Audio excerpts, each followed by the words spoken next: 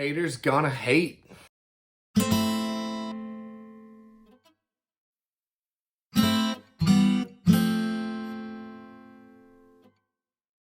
Story time. Haters gonna hate. Okay, so I got a particularly disturbing message on Instagram yesterday, and I've thought about it, and I want to talk about it. Not about the message itself, but just the hate, the stuff online that I think people attract, and I know I attract. And it's just crazy to me. I can't wrap my mind around it, and I've just given up. Truth is, I've accepted the fact that it's not my job to understand it, but I want to talk about it a little bit, When Stigma Strong, Stigma episode 1 debuted last year, almost last year, 11 months ago, my life changed in a lot of ways, and hundreds of people, maybe close to 1,000 of people have messaged me, right? Several hundred have reached out with really compelling stories or anecdotes or just personal messages. I'll say that. I started to heal through a lot of that. And through that, I started to share more and more. And that's where we are today. This stuff is built. And it was all built out of positivity. That was the thing. It was trying to turn some tragedy into triumph and to show and exhibit somebody, trying their best, but thriving in spite of having PTSD. And I put myself out there to be that example. I'm not perfect, and I don't get it right every day. Very few days, I seldom exceed at being perfect in all the things I want to be perfect in, if ever, right? But I try every day. And you're living this with me as I document it. And there's not one video out there where you're ever going to hear me be negative about anything.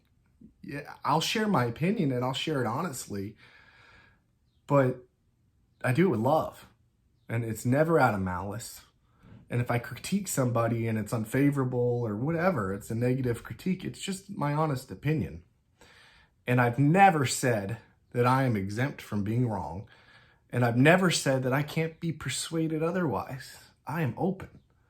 I'm open to listening and hearing. Tell me I'm wrong, but tell me why.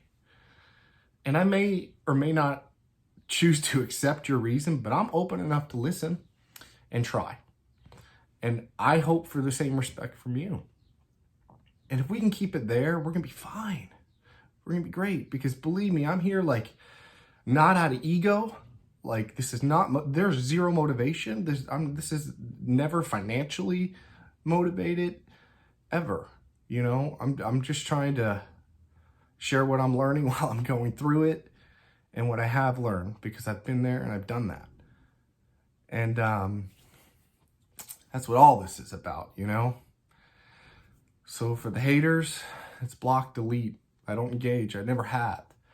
But I ask, I've looked at your profiles. I try to wonder why I provoked this hatred out of you, what it was, right? And I gave that up a while ago, because again, I'll never figure it out, but I know this much. It is a reflection of how you're feeling, right? And I'm not judging you. It doesn't mean you're a bad person, even though you said that crazy thing. You're not a bad person. That's just a reflection of you in that moment. In that one glimpse of moment, you may have been different 10 minutes later, but it's out there and it's a permanent marker. That's what this stuff is. This whole social media online thing, we're keeping a permanent record of ourselves like we never have before. And I choose to keep all that entire record pretty positive. And I want to fulfill people with hope and love and compassion, and have them consider more kindness, because I wasted so much of my own life in hatred and spite and jealousy. So as I try to grow and shed myself for that stuff, you're here for it. You're here for the ride. So let's keep it positive. I get haters are going to hate, but hate somewhere else. Story time. Thanks for watching.